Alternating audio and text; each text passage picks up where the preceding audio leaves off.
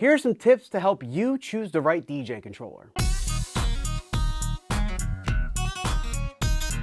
Anyone who watches this channel knows that I am all about use what works for you and especially use what you can afford. 'Cause I have $30,000 in credit card debt. With that said, keep in mind that whatever you buy, you need to make sure that it fits your style of DJ. You also want to make sure that you invest in something that you can grow with and not out of. Your controller is one of the most important things that you use as a DJ. Now, before you go investing into a controller, you have to ask yourself these questions. Are you a mixing DJ? Do you want or need hardware triggers for stems? Do you scratch? Or do you have a software preference? Understanding what your style is going to impact what type of controller you're going to want to buy. Now let's talk about some things that you should consider when buying a new controller. The first tip I'm going to give you is you want a controller with a really good signal to noise ratio. Whether you run your stuff through an external mixer or not, you still want to make sure you have a controller with a good signal to noise ratio. The higher the ratio means cleaner and clearer sound with less unwanted hiss, hum, or static. This is important because obviously you don't want any unwanted noise in your sound. A controller with a high signal to noise ratio paired with grounded power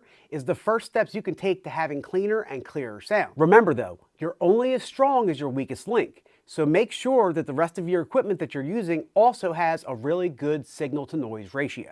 Next up is get the right inputs and outputs. And we're going to start with the outputs on this one. You should always look to buy a controller that has balanced outputs. They typically come in XLR. It also doesn't hurt to try and find something with balanced booth outputs as well. Some controllers have either a 3.5mm jack or a 1/4 inch jack for a headphone output, but some do come with both. I prefer the controllers with both, so I don't have to worry about losing my 1/4 inch adapter. Now we'll talk about inputs. For one, you want to make sure you buy a controller with some sort of RCA line input. This can look like a phono line input that gets directly hooked into a channel, or an independent auxiliary input. This is great to have if you want to use something like an iPad for backup.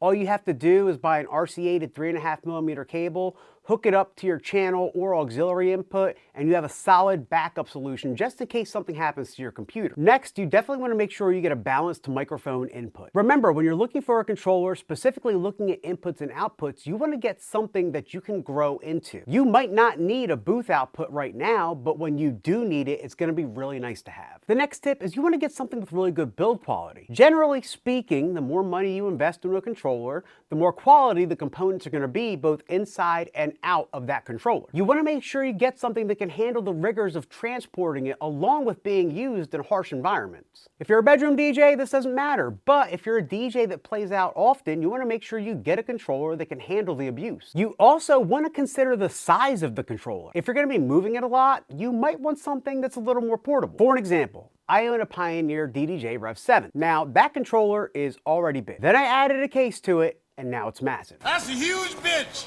It is an absolute blast to actually play on, but it is miserable to transport. On the other hand, I own a Pioneer SR2. It's not that fun to play on, but man, it's easy to transport. This is especially important if you have any type of physical limitations or space constraints when transporting it. My next tip is buy a controller that has really good support. And what I mean by that is that the manufacturer should be easy to contact if you need help, and the warranty should be good. Not every manufacturer is equal on this plane, so make sure you do your research. And last but not least, know your budget. The first thing you should be doing before you start researching anything is know what you can actually spend on a controller. Knowing your budget will narrow down your selection and make it a little bit easier to find what you need. Keep in mind that generally speaking, the least amount of money you spend, the least amount of inputs, outputs, and features the controller you're looking at is going to have. And lower price controllers generally lack good build quality. Although I do feel like manufacturers are really stepping up their game with offering better quality products at cheaper price points. But not every controller is built well.